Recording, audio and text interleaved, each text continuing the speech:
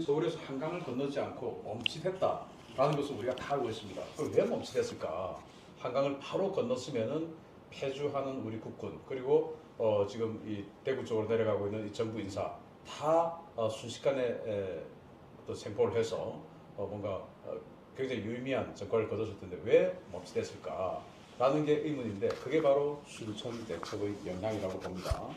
왜냐하면 이 춘천 대첩을 주도했던 우리 국군 육사단 사단장이 좀 뭔가 이상하다라는 것들을 미리 캐치를 하고 다른 군부대가 대부분 주말을 맞아서 외박 휴가를 가는 상황에서 육사단만은 그걸 뭔가 좀 홀딩을 했어요.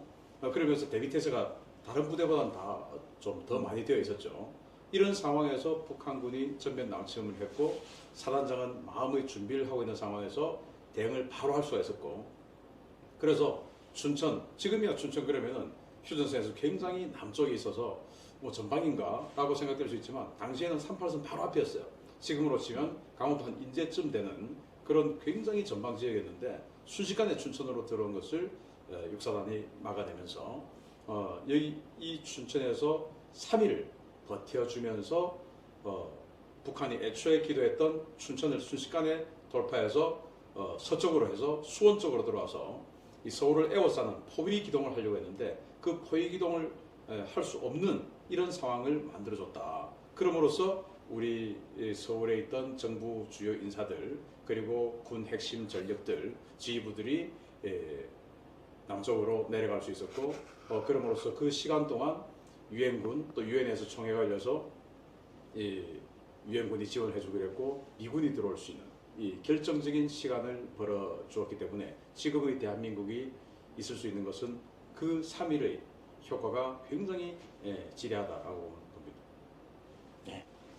네, 요즘 우리가 민관군 합동전투, 합동작전 이런 말들을 많이 하는데 사실 그때는 국가가 성립된 지 얼마 안 됐을 때고 그러다 보니까 민관군 합동 뭐 이런 것들에 대한 개념이 사실 조금 지금과는 많이 적을 때였어요.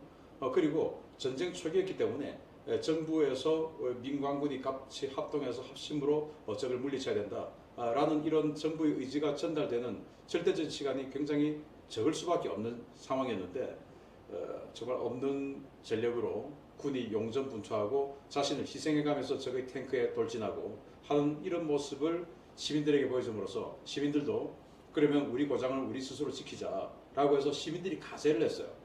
그러다 보니까 경찰 포함해서 민관군이 같이 협심해서 최초로 전투를 벌인 상황인데 그러다 보니까 북한으로서는 양사방이 적으로 둘러싸인 이런 상황이 될 수밖에 없었고 군 전력으로만 보면 우리는 육사단 그리고 저쪽은 군단급 그래서 거의 뭐 3배 이상의 차이였음에도 불구하고 우리 국민들이 춘천 시민들이 같이 가세해 줬기 때문에 그 시간을 우리가 벌 수 있었다. 승리를 이끌 수 있었다. 이렇게 보는 겁니다. 그 한산대첩에서 이 왜군의 전선을 뭐 수백 척 부수고 이런 전과가 있었는데 사실 이 춘천 대첩은 그 정도로 북한군에게 어떤 그 병력적인 장비적인 데미지를 준 건 아니에요. 그러나 행주 대첩, 한산 대첩 이상의 어쩌면 그 이상의 성과를 거뒀다라고 할 수 있기 때문에 그것은 바로 대한민국을 구했다. 북한군을 3만 명, 5만 명 섬멸하고 뭐 그런 전투는 아니지만 그 3일의 시간을 벌어줌으로써 우리가 역사 속에 기억하고 있는 다른 대첩들 또는 그 이상의 효과를 거둘 수 있었기 때문에 우리가 춘천 대첩이다라고 평가할 수 있는 겁니다. 네, 이 춘천 대첩을 통해서 3일의 시간을 벌어서 우리 정부가 소멸되지 않는 시간을 벌어줬어요. 그 연장선상에 지금 우리가 있는 것이고 현재 이 번영된 정말 세계에서 손꼽히는 이런 대한민국을 발전시킬 수 있는 그런 계기가 된 전투가 바로 춘천 대첩이다 이렇게 볼 수 있습니다.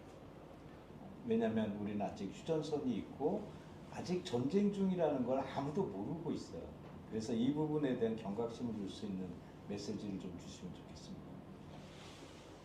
네, 지금 전 세계에서는 두 군데에서 큰 전쟁이 벌어지고 있어요. 우크라이나 전쟁이 2년을 넘어서 3년을 향해 가고 있고요.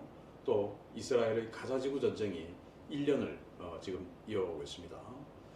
그런데 그 이스라엘 가자지구 전쟁 그리고 우크라이나를 압박했던 러시아의 공격 의도 이런 것들이 결코 지금 북한이 우리에게 하는 위협보다 크지는 않았어요. 가자지구의 팔레스타인인들이 이스라엘인들을 향해서 핵으로 소멸시켜버리겠다 이런 말 한 적 없어요. 러시아의 푸틴이 우크라이나 국민들을 향해서 핵으로 소멸시켜버리겠다 이런 말 한 적이 없어요. 전쟁을 하는 그 순간까지도 전쟁을 안 한다라고 해왔던 러시아였어요.